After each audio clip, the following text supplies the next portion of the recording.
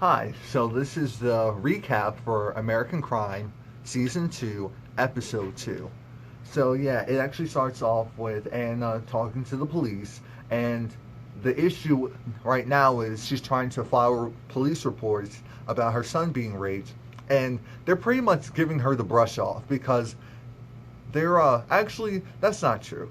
They were partially giving her the brush off, and they didn't like the fact that her story just sounded weak, and so they're like, we need to speak with your son because we need his accounts, his details, and all that. And so we don't actually see him speak with them, but we do see her kind of look at the door like, "Oh, are you sure?" And it's like, "Yeah." It's like, "All right." So then we get to this meeting where the parents and the people in the community are upset. They're outraged because you have to understand this school is very expensive and very affluent, and so when you have people uh, in the neighboring neighborhoods that are actually they're they're not. They are regular everyday working Joes, and so when they have to get taxed more or funds get allocated to the school that could go to their neighborhoods or to their kids who may not go to that school, they're pretty much going to be like, "Are you effing kidding me?" That's going to be their stance, which I completely understand. So then we have the headmaster, the dean. You know who she is. Uh, she's the one from Desperate Housewives. Yeah, I think that's the same woman. But she's basically just like trying to get the board members to chill out. And she's like, "Oh yeah, by the way, yeah, this is a little case about something going on with the players, and I'll let you know if anything comes of it. I'll let you know if anything comes of it. That's all." It's like, okay. It's like, yes, I understand. You understand discretion, right? Yeah, so I'm not going to divulge any more facts. And she basically gives this other guy the same response. And she's like, "Well, you understand that this situation is very sensitive, so I can't just go and speak with you frankly because then you'd be held liable." Yeah. And he's just like, "All right, so if there's anything, let me know." So, okay, we have Taylor who his mom convinces him to go and essentially do a rape kit exam or however it is. And so the nurse or the doctor, physician, is talking to him and telling him all the steps. It's like, okay, so I'm going to talk to you a lot about the situation. He asks why. It's like, well, I need to make sure I get the facts straight from your lips because this can also go towards. Oh wow, sorry, what the hell is happening to my hearing? This could also go towards your case if this ever were to go to trial. Your words to be very powerful in a statement that was gathered during this process. And they have to do like anal swabbing, and so he's just like, damn, damn, damn. But I have to give him mad props because he still did it. Like, I have to give him a lot of respect because a lot of people, man, woman, whatever, would have been like, you know what, this is too much. This is embarrassing. I can't. But clearly, he knows that what happened to him was wrong and he does want justice. But you even see that he's looking at all the pamphlets and stuff that they're giving him, and he's just over the situation, so he crumples it up. His mom is having a little moment because they tell her that he also has to get an HIV test. Oh, and they also were doing taking some blood because they want to test his blood. They want to make sure to see if he got any STDs or anything. And so I didn't know that you could do a like a rape kid or go and take that exam anytime, like anytime after 24 hours or 48 hours. I thought that was like the time window to determine if there was still DNA left. But his clothes might not have been washed, so there's a possibility that they can get DNA off of that. So we actually have Regina King's character, whose name is Terry, and she actually almost gets into a car accident. It's really weird because she actually looked, she signaled, and she turned right, but I think the guy, I don't know if he really had the right of way and just sped up, even though she didn't necessarily see him and he wasn't turning at the time, or if he didn't have the right of way and he tried to uh, squeeze in. But he gets in front of her, he stops, get out of his car, and she slowly pulls up to him. No, drives right past him, but she has her phone out and she's recording him. And he's like, "You bitch, you bitch, you this, you that." And, I was just waiting for him to use some racial slur. I was ready for it. I was like, all right, we're going to take it there. But that never happened. So, but it was interesting because she actually called uh, her friend who's a part of the police or chief of police or whatever. And she was like, I'd like to file a complaint.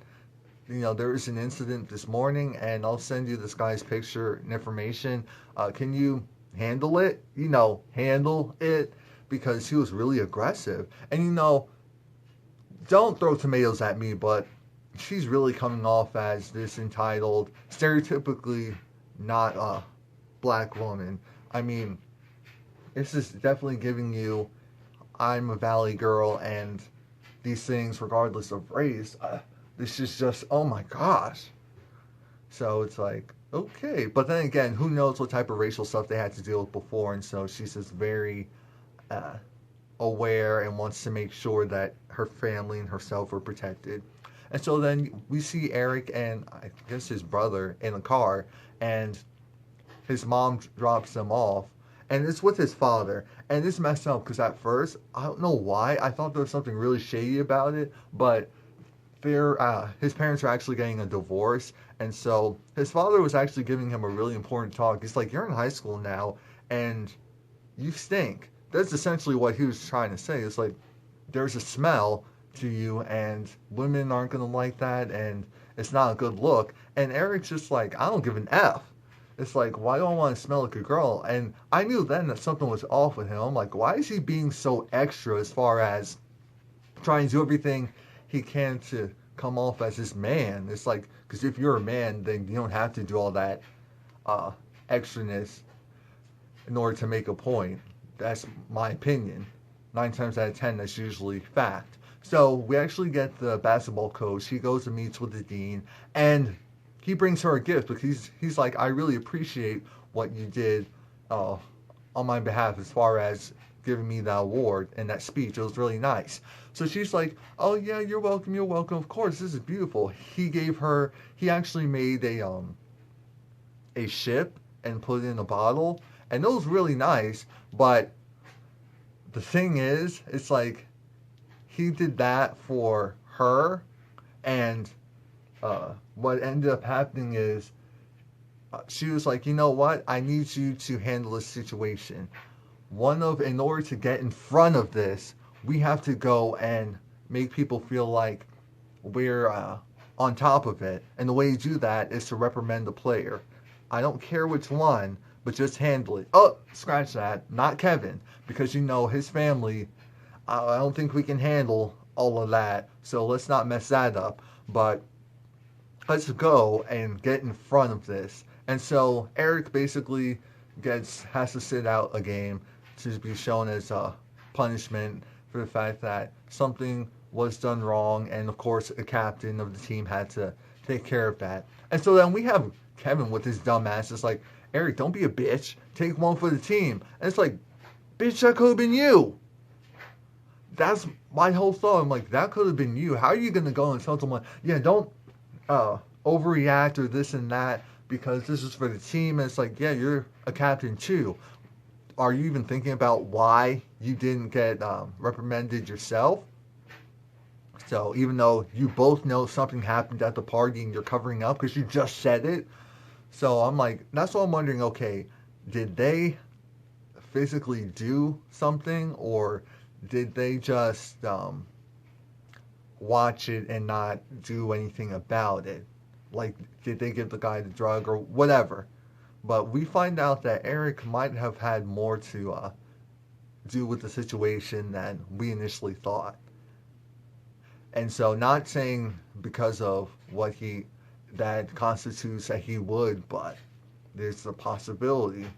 So then we actually get to the scene of Taylor's girlfriend. His girlfriend is being hit on by this black guy, or at least he looks like he's black, and he's having this situation where the this guy who Hispanic, Mexican, not fully sure what, but he's not black himself. I mean, the fact that she's getting hit on by this black guy, this Hispanic guy has an issue with, and so uh, these the teacher comes in or whatever he is, and he breaks it up, and so then he's just like, you should be more careful with who you hang out with and what you do in between classes, and she's like, yes sir.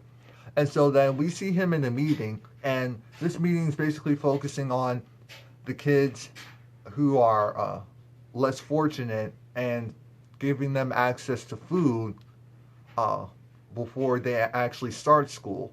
And so the issue is the start time.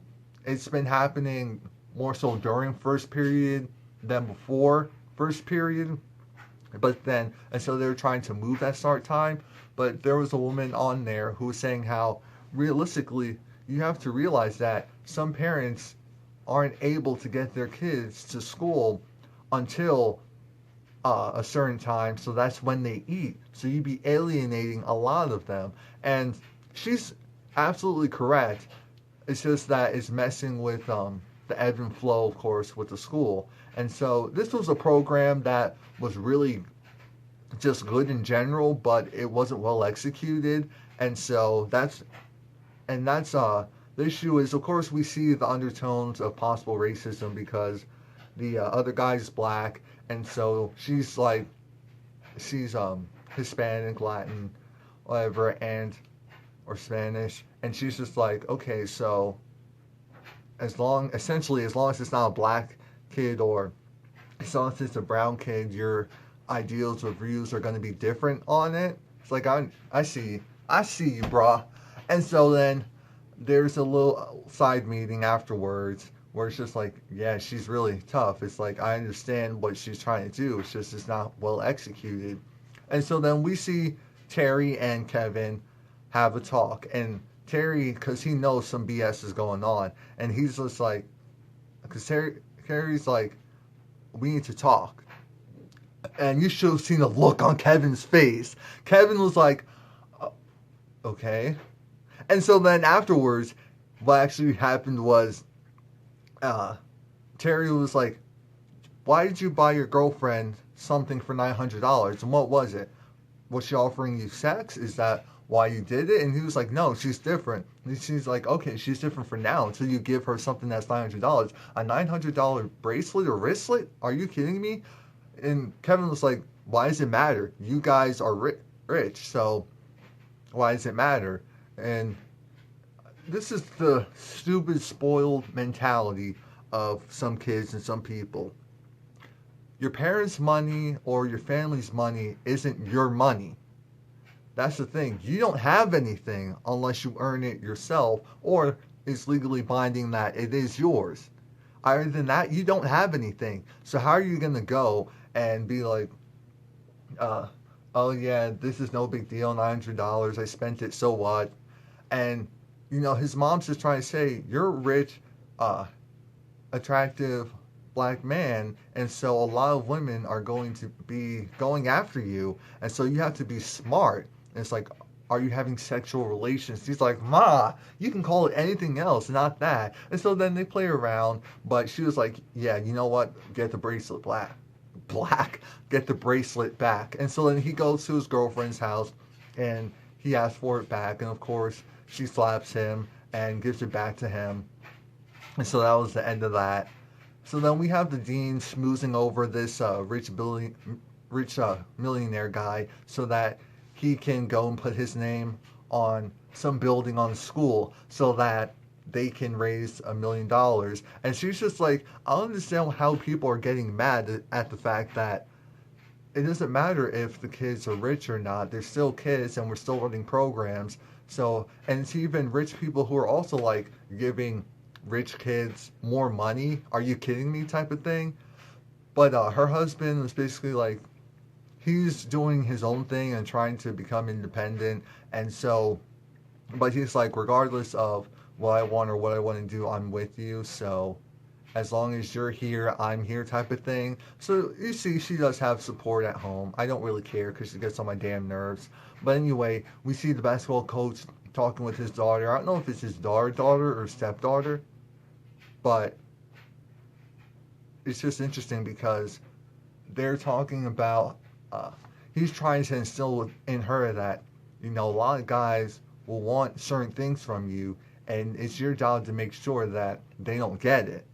And she was like, essentially, I'm a virgin. I haven't had sex. I do know porn. I mean, I do know about all about sex. And she was like, hello, I do watch porn. I do see porn. There's porn out there. And he's like, okay, so that's what you think sex is. That's all you think sex is. And it's like, I don't want to see you make any mistakes, because essentially alluding to the fact that the Taylor who was at the party and who was drunk, and the allegations that are going on, he doesn't want anything like that happening to her. And I feel like the fact that they're speaking about this means that her storyline is going to get a lot more interesting. I'm sure she's going to do something really stupid soon. So that was essentially that. And Taylor's girlfriend comes and actually talks to him and just wants to see if he's okay. And she realizes that he's not. So then she wants to make sure that she stays close to him to show him some kind of support. And that was really nice to see because, again, he's been avoiding her. So it's like there's no real incentive for her to go and do that at this point. And then this is where we find out some real BS.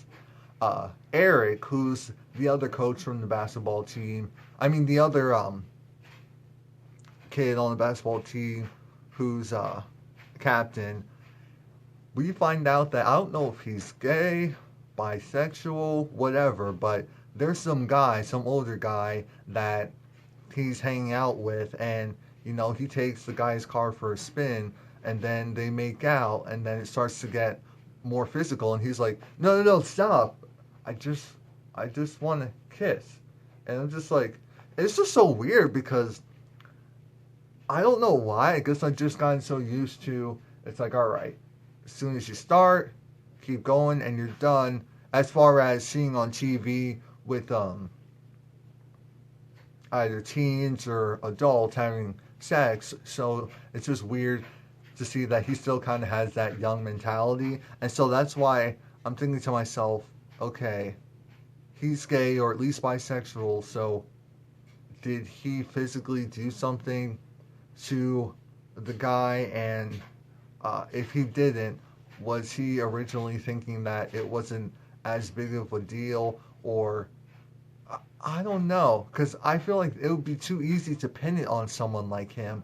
It would be more left if it was Kevin, but I don't think either of them did it. I feel like they just know who did it, and so they're trying to keep their mouths shut. So the last part is, of course, what's her name? She went to another person to talk, and she's basically getting the same issue and runaround of no one really taking her seriously regarding her son being raped. And so I think her psychiatrist or whatever wants to see how she's doing, her mental state, and she's like, yeah, she's good. She's okay. And so she talks with her son. Well, actually, no. She tries to just hang out with her son, sit with him, and he just can't right now. So then she's like, all right. She went online. She found someone else that she knows won't ignore her and will take her son's case seriously. And so the person was like, we're going to do this, and your son's name won't be put out there, but as soon as the story goes, people will know who it is. Are you ready to do it? And she's like, yes. And so then next week's episode, either next week or maybe it's like a preview for a couple of episodes, you see it get crazy because something about Kevin's involvement gets revealed Yeah, it's actually next week. And his father, who's Andre 3000, is going off on him. It's like, did you rape that boy? I'm like, it's just weird because to think a father would be more so open minded to the possibility of his son, another man, doing that to another man under the influence. That was really a different spin. I don't know if anyone even thought about it like that. So we'll see. Something's definitely getting revealed at least by next week. Let me know what you think. Please like, comment, subscribe. Uh, like I said, I'll be doing the review for her every week. And if you like this format, I can continue this format. If you want it to be slower, no, not slower, not slower. I'm sorry. If you want it to be cut up, so it's just like a couple of the most important scenes, and that's it, let me know. Again, just let me know in general. Please subscribe if you want to see videos like this or other ones, because I review a host of different shows. So thanks. Sorry this video was pretty long, unless you like it.